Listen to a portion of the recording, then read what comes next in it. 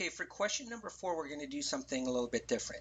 Now, about 99% of the ACT science problems, we can use our usual strategy where we read the question, we read the answer choices, and we get those clues and find out where in the experiment is the answer. Then we'll eliminate and we will arrive at the correct answer choice.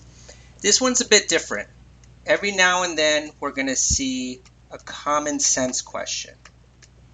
And number 4 is one of these questions where the answer is not necessarily in the passage, but it just relies on our common sense. So let's take a look at this one.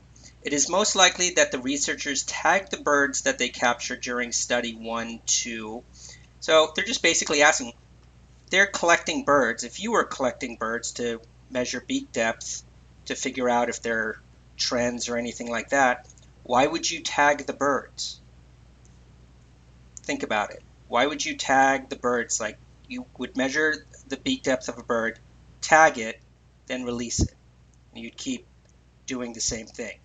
You do this to make sure you're not getting the same bird more than once. So to ensure that every bird is a different bird that you're tagging. Otherwise, if you don't tag it, you're going to maybe run into the problem of tagging the same bird multiple times and measuring the same beak.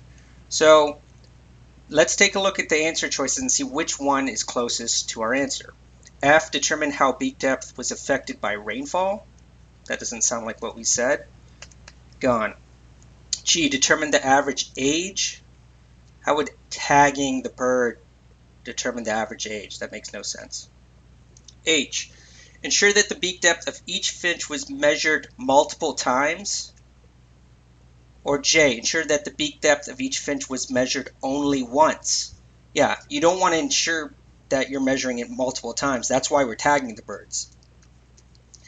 So J is closest to our answer. Ensure that the beak depth of each finch was measured only once during study 1. So it's J. Now some of you are going to be like, oh wait, this is not fair. It's not in the experiment. Well, thankfully these kinds of questions are few and far between. But just basically use your common sense, and pretty much you're not going to see this question all the time, because pretty much 99% of them will rely on our usual strategy in terms of finding the clue in the experiment. So again, number 4 is one of the rare ones. I will see you in the next video for problem number 5.